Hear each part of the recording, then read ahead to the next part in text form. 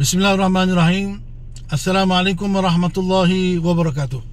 Muslimin, muslimat, sahabat-sahabat, mudah-mudahan anda dan keluarga anda sejahtera, bahagia dan dimurahkan rezeki, selamat daripada segala penyakit dan musibah.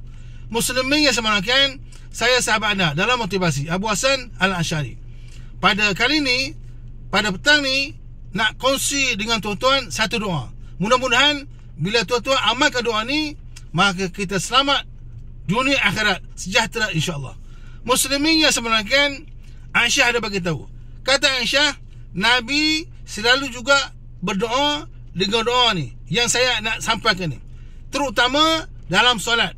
Nabi selalu mengamalkan doa ni dalam solat, di akhir solat, sebelum Nabi memberi salam. Apakah doa itu? Isma' jahidan.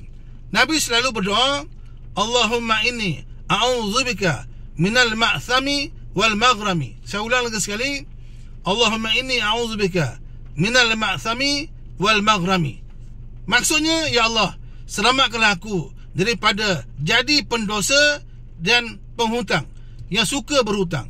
Maksud doa tadi, ya Allah, selamatkanlah aku daripada jadi pendosa dan penghutang yang suka berhutang.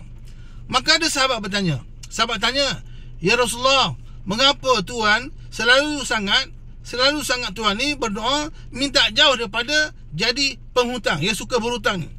Maka Nabi jawab, Nabi bersabda, innar rajula idza gharima fahaddatha fakazaba wa wa'ada fa akhlafa.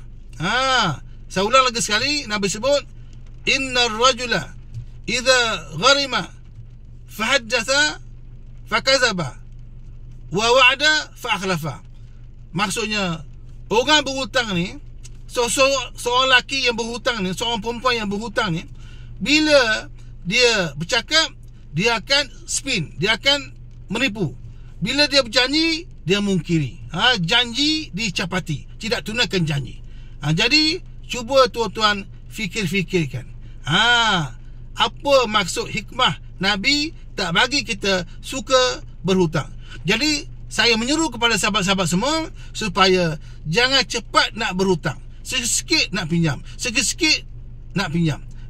Pakailah kereta lama, tak payah kereta baru. Biarlah rumah tu tak biasa saja. Tak perlu nak modify, nak renovate dan sebagainya, supaya kita selamat daripada berhutang. Ingat, jangan suka berhutang, berusahalah dulu.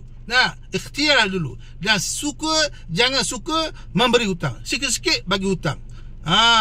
Sebab terpedaya dengan rayuan orang yang nak berhutang tu. Jadi mudah-mudahan tuan-tuan sekalian ada ibrah dan pengajaran. Follow saya di TikTok Ustaz Abu Hassan. Assalamualaikum.